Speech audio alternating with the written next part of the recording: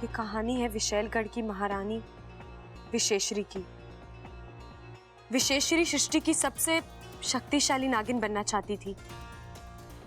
पूरी सृष्टि में ऐसा कोई ना हो जो उसका मुकाबला कर सके, लेकिन इतिहास साक्षी है, जब जब किसी ने सर्वशक्तिमान बनने की कोशिश की है, ईश्वर ने उससे बड़ी शक्ति को जन्म दिया है।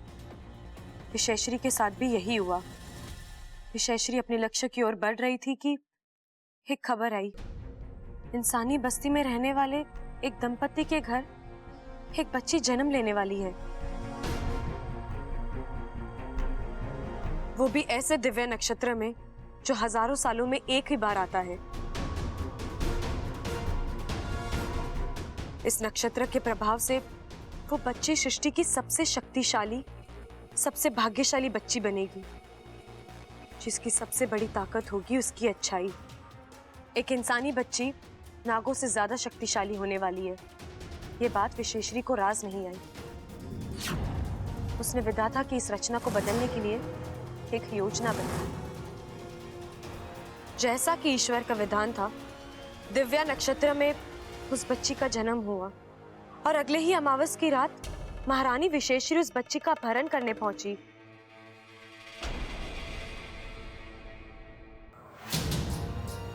वो भविष्यवाणी सही थी। ये बच्ची वाकई में अद्भुत और दिव्य बच्ची लग रही है। ये पैदा भले ही इंसानी बस्ती में हुई हो, लेकिन पलेगी बढ़ेगी विशैलगढ़ में एक नागिन बनके।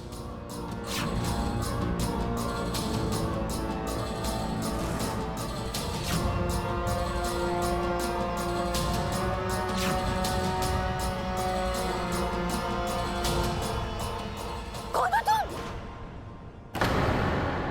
मेरे सामने क्या कर रही हो? ये हमारी बच्ची को चुरा रही थी। क्या मेरी बड़ी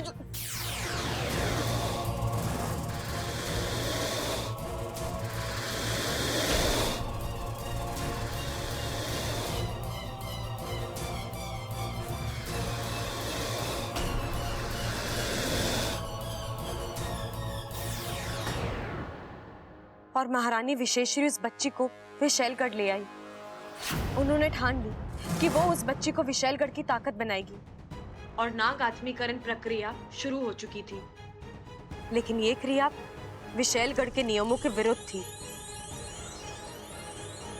नागों के एक झुंड ने इस पर आपत्ति जताई। वो महारानी का विरोध करने पहुंचे। रुक जाइए महारानी जी, क्या कर रही हैं आप? ऐसा अनर्थ मत कीजिए। विशेश्वरी का जहर और विशेश्वरी का फैसला आज तक ना कोई काट पाया है ना कोई काट पाएगा। ये लड़की विशैलगढ़ में ही रहेगी और नागिन बनेगी। नमो देव्य नाग देव्य तक्षकाय तदंत नमः प्रणतः समताम। नमो देव्य नाग देव्य तक्षकाय तदंत नमो देव्य नाग देव्य भाग से प्लीज, भाग।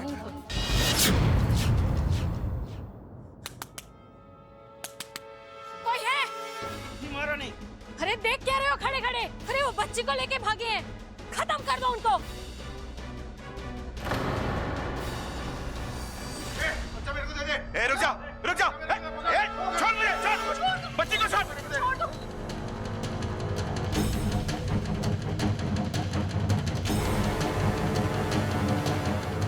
बच्ची को छोड़। छोड़ो इनको। छोड़ो बच्ची को।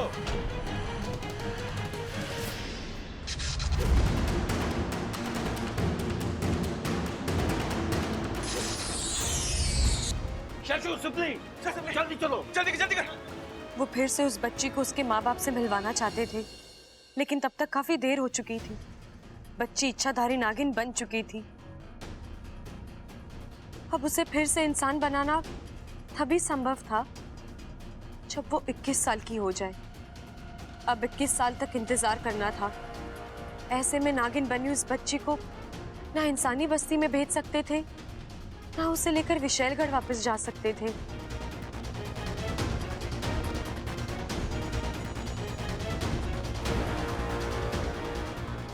आखिर उन नागों ने अपनी एक नई दुनिया बसाई, नागिस्तान। तभी से नागिस्तान और विशैलगढ़ की दुश्मनी चलती आ रही है। विशैलगढ़ वासियों को आज तक पता नहीं है कि नागिस्तान आखिर है कहाँ। वो बच्ची आज भी नागिस्तान में नागिस्तान के नागों के साथ पल बढ़ रही है, और उस अभागी लड़की का नाम है इच्छा।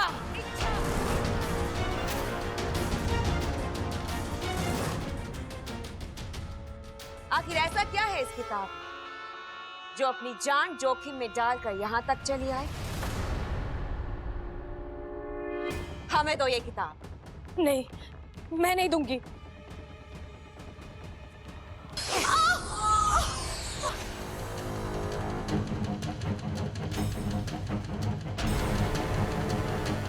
जल्दी से पढ़ो विचप्रीत, ऐसा है क्या इस किताब में? देखो, मैं यहाँ तुमसे लड़ने नहीं आई हूँ। मुझे बस ये किताब वापस दे दो। मुझे इस किताब का आखिरी पन्ना पढ़ना है, फिर मैं खुद यहाँ से चली जाऊंगी। यहाँ ना गाते तो अपनी मर्जी से, लेकिन जाते हमारी मर्जी से। तुम यहाँ से जिंदा वापस कभी नहीं जा पाओगी इच्छा। तुम यहाँ से जाओगी तो सिर्फ पाताल में।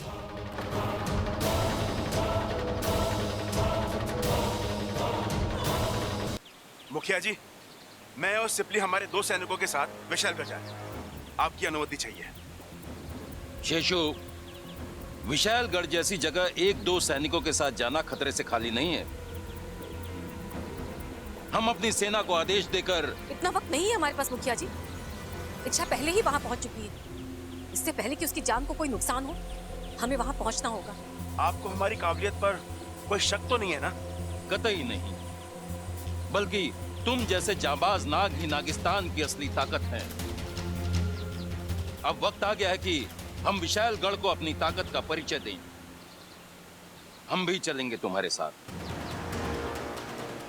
चलो फिर विशैलगढ़ की ओर बढ़ें। जय नागोमी देव! जय नागोमी देव!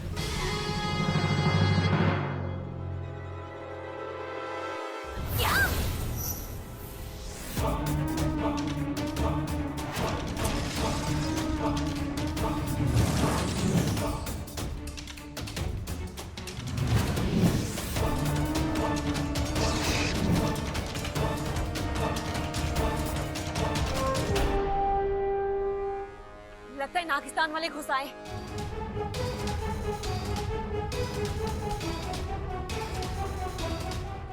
इच्छा, किताब छोड़ो।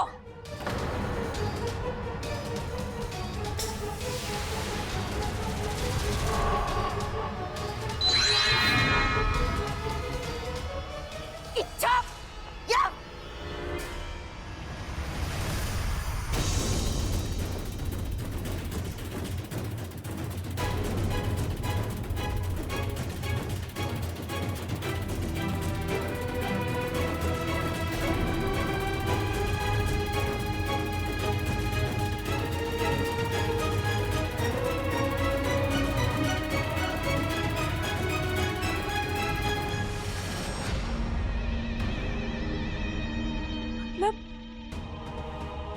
मतलब वो बच्ची, वो मैं ही हूँ। मतलब वो बच्ची, वो मैं ही हूँ। सही पहचाना तूने इच्छा।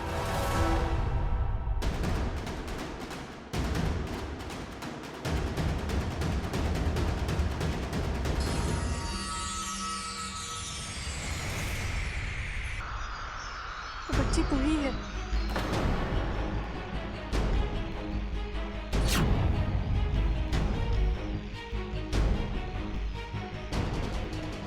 महारानी विशेश्वरी ने खुद इस राज को इस किताब में बंद कर रखा था और कहा था कि यह किताब तुम्हारे अलावा कभी कोई नहीं खोल पाएगा।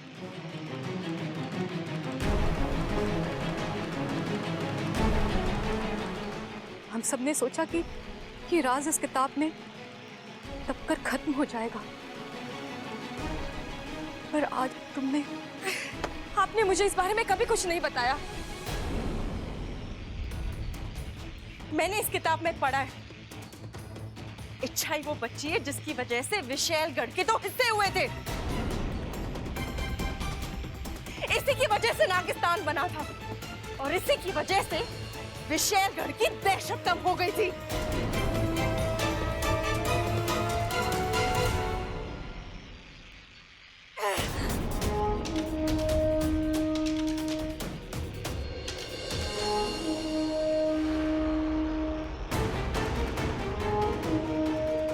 लगता है विशालगढ़ की सेना इसी तरफ आ रही है। शेषु सिपली, तुम लोग जल्दी यहां से निकलो, हम लोग इन्हें रोक के रखते हैं। चल चल। गुरुजी, अब हमें भी यहां से निकलना चाहिए।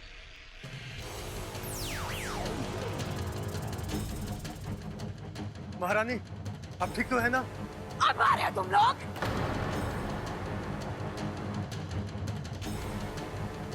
अच्छा, अब हम तुम्हें नहीं छोड़ेंगे, नहीं छोड़ेंगे हम तुम्हें।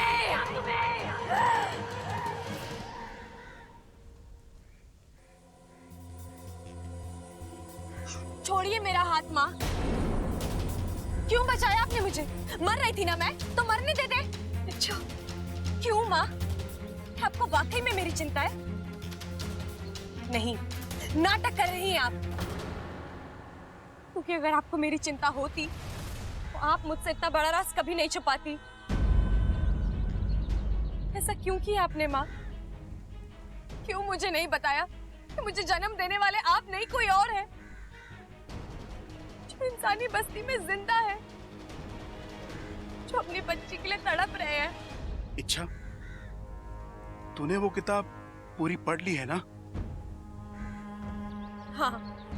और फिर भी तू हमसे ये सवाल कर रही है? चल मान ले हम तुझे सच बता भी देते तो क्या हो जाता? क्या तू उनके पास वापस जा सकती थी? उनसे मिल सकती थी? नहीं, 21 साल तरसती रहती उनसे मिलने के लिए। हम बस यही तो नहीं चाहते थे, इसलिए हमने तुझे अपनी बेटी माना। एक साधारण नागिन की साधारण जिंदगी दी तुझे। अब तू ही बता, हमने क्या गलत किया? क्या हमने तुझे सगे माँ बाप का प्यार नहीं दिया? क्या हमने तुझे अच्छे संस्कार नहीं दिए? एक पल के लिए हम थोड़े से स्वार्थी भी हो गए थे। तुझे सगी बेटी जैसा प्यार करते करते तुझे अपनी बेटी मानने लग गए थे। डरते थे कि कहीं तुझे सच्चाई पता चल गई तो तू हमें छोड़कर चली गई तो? हमारी ममता के आगे हम मजबूर थे। अब अगर फिर भी तुझे लगता है कि हम गलत थे तो ठीक है, तुझे जो फैसला करना है कर ले। इच्छा, सगे ना सही, हम तेरे माँ बाप जरूर थे, हैं। आज भी तेरे हर फैसले में हम तेरे साथ खड़े होंगे। चलो सिपली।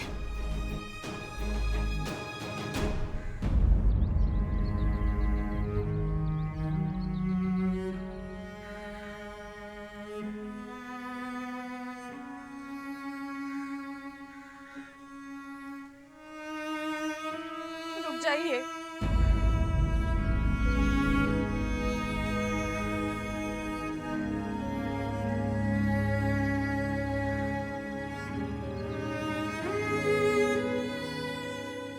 मुझे बेटी कहते हैं ना, अपनी ही बेटी को अब तक जान भी नहीं पाए। आपने ये कैसे सोच लिया कि सच्चाई जानने के बाद मैं आपको छोड़कर चली जाती? मैं नहीं जानती मुझे जन्म देने वाले मेरे माँ पिता कौन है, कहाँ है। मैंने उन्हें नहीं देखा। मैंने बचपन से देखा है तो बस आपको। मेरे लिए मेरे माँ पिताजी आप ही है और हमेशा आप ही रहेंगे। दुनिया की कोई मजबूरी, कोई गलतफहमी, कोई राज कुछ नहीं आ सकता हमारे बीच। आप दोनों और मैं, यही परिवार है हमारा। मैं आप दोनों को छोड़कर कभी नहीं जाऊंगी, कहीं नहीं जाऊंगी। अब तो आपको तसल्ली हो गई ना, या फिर भी मैं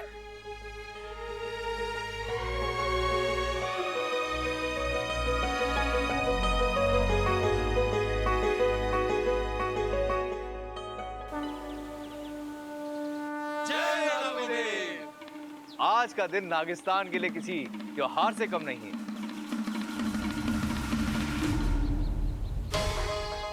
आज हमने फिर इच्छा को विशैलगढ़ से बचा लिया है।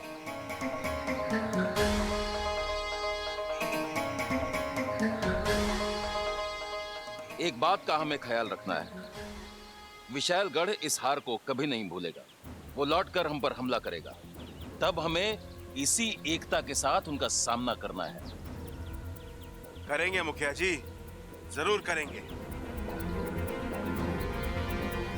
गुरुजी, मैंने अपनी जिंदगी में कभी भगवान को नहीं देखा, लेकिन आज एक बात मैं दावे के साथ कह सकती हूँ, वो आप सबसे अलग नहीं होंगी। मेरे लिए इतना कुछ किया है आप लोगों ने, इतने सारे एहसान। एहसान नहीं सपोली, फर्ज या जिम्मेदारी कह लो, जो कि अब पूरी हो चुकी है। अब तुम पूरे 21 साल की हो गई हो। आज से 21 साल पहले तुम्हें जबरदस्ती इंसान से इच्छाधारी नागिन बना दिया गया था। तुमसे इंसानों की तरह जीने के अधिकार छीन लिए गए थे। आज वो अधिकार मैं तुम्हें वापस कर सकता हूं।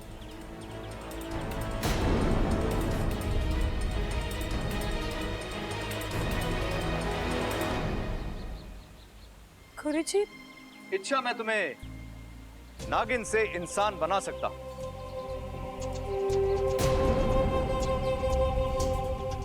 बस एक छोटी सी विधि और तुम 100% इंसान बन जाओगी।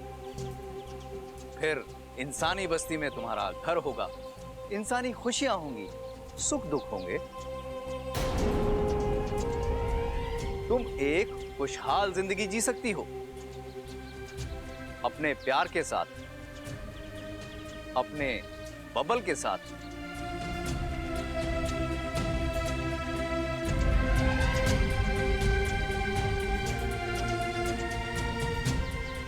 लेकिन इसके लिए तुम्हें एक चीज का त्याग करना होगा। कौन सी चीज गुरुजी? नागिस्तान, नागिस्तान, नागिस्तान।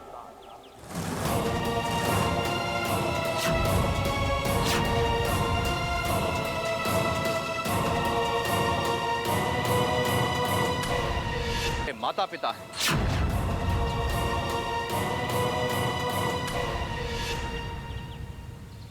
और एक और तुम्हारा प्यार। चुनाव तुम्हारा, फैसला भी तुम्हारा।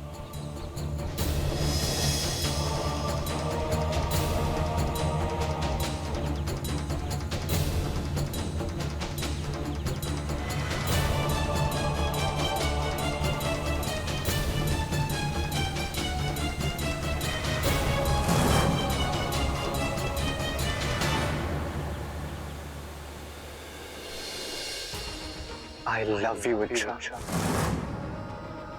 क्या तुम मेरी जीवन साथी बनोगी? मुझसे शादी करोगी? देखो, जो मेरे दिल में है मैंने खुलकर कह दिया। अब जो तुम्हारे दिल में है तुम भी खुलकर कह दो। सब तुम्हारे जवाब का इंतजार कर रहे हैं।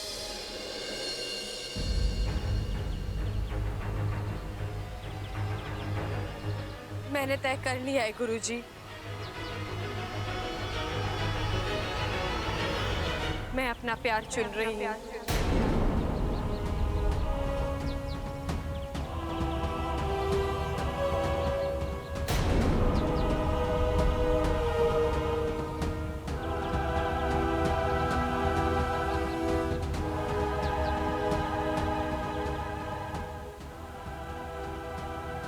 मेरा प्यार है, मेरे माता पिता।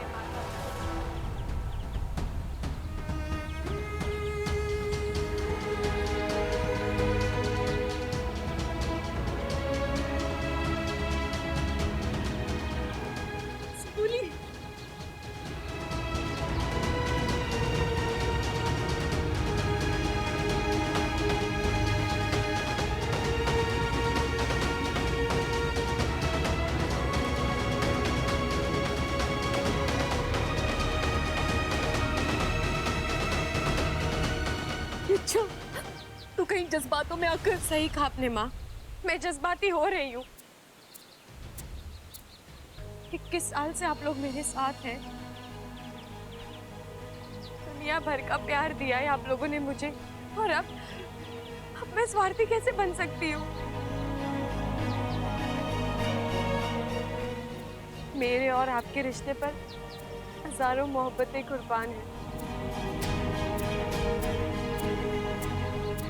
अच्छा तू? पिताजी, अब मैं यहीं रहूंगी, आपके साथ, अपने नागिस्तान में, अपनों के बीच, क्योंकि मेरी पहचान और मेरा परिवार नागिस्तान ही है।